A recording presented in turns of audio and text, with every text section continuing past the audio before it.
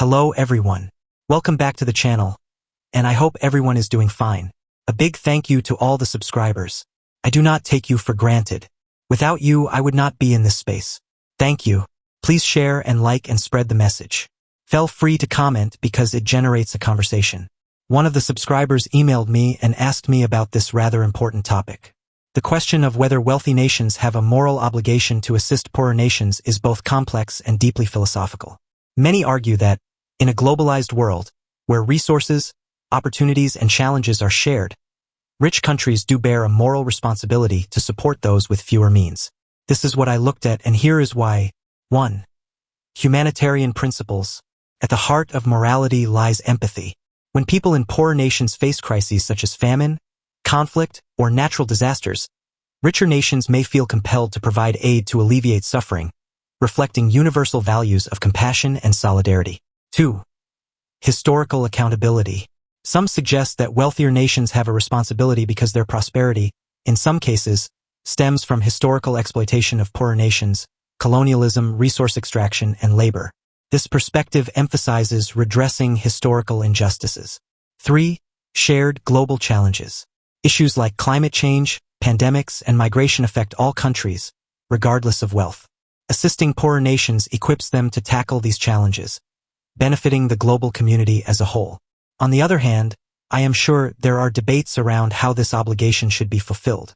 Critics point to concerns such as dependency, misuse of aid, or the need for developing nations to build their self-reliance rather than rely heavily on external support. There are several arguments often made against the idea that wealthy nations have a moral obligation to help poorer nations.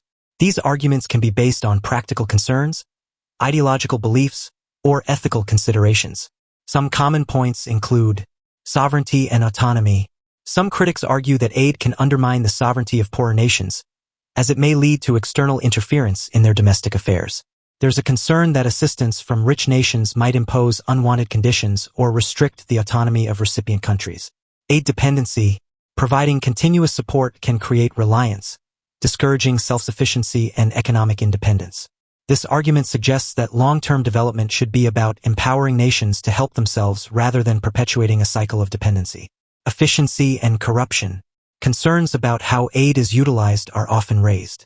Critics worry that financial aid may be mismanaged or siphoned off by corrupt officials, failing to reach those in need or address the root causes of poverty.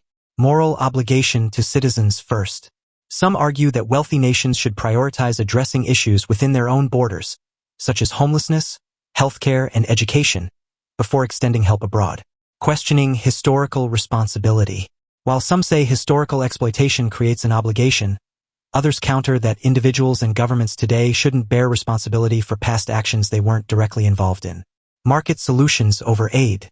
Advocates of free market economics often claim that trade and investment, rather than aid, are the most effective ways to lift nations out of poverty. They argue that aid distorts markets and discourages competitive enterprise. These arguments are often part of a larger debate about the most effective and just ways to reduce global inequality. Do you find any of these compelling? Or do you lean more toward the argument for moral responsibility? Assuming it is not abused. Foreign aid and trade solutions are both tools for fostering development in poorer nations, but they function in fundamentally different ways and have varying impacts. The purpose of foreign aid. Aid is often intended to address immediate needs or support specific development goals, such as healthcare, education, infrastructure, or disaster relief. Aid can come as grants, loans, or technical assistance, often provided by governments, international organizations, or charities. Advantages of direct and targeted. Aid can immediately address crises, such as providing food during a famine or rebuilding after a disaster. When used effectively, aid can fund projects that stimulate long-term growth, such as building schools or hospitals. Real limitations of aid is when poorer countries develop dependency. Continuous aid can make recipient countries reliant on external support. Then there is corruption and inefficiency. Very often, aid funds never reach their intended beneficiaries. This is painful to watch, to see already wealthy people grabbing the dollars and pounds intended for the poor in their country. How about trade solutions? I believe trade should focus on integrating poorer nations into the global economy, enabling them to grow through exporting goods and services and attracting foreign investment. This might involve reducing tariffs, increasing access to markets, or supporting local industries to be more competitive.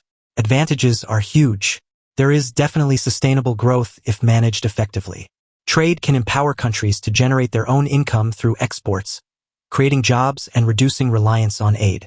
A robust trade network can spur wider economic development by attracting investments and fostering innovation. There are bound to be limitations created by leaders like the Orange Fellow at the White House. Poorer nations may struggle to compete in global markets due to limited infrastructure, lack of resources, or trade imbalances. There is major exploitation risk.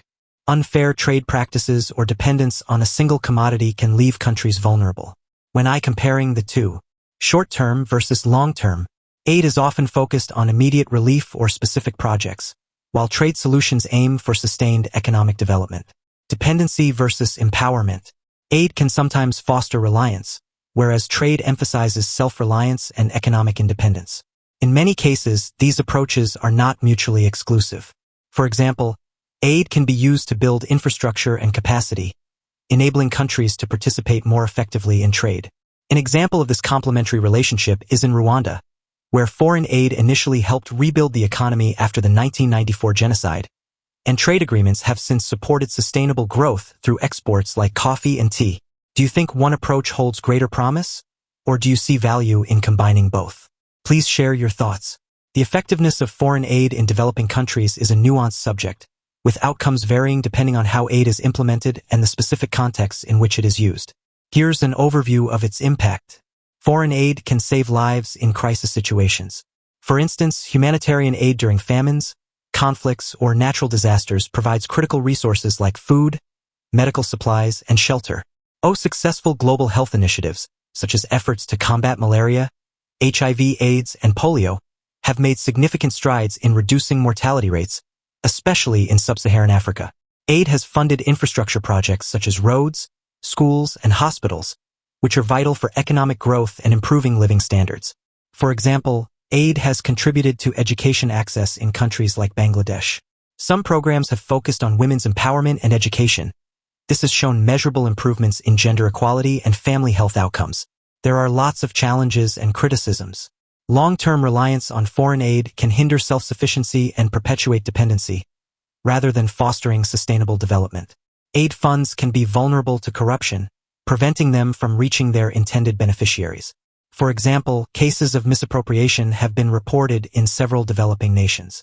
Aid may not always reach the most marginalized communities and can be concentrated in urban areas or specific sectors, leaving rural areas underserved.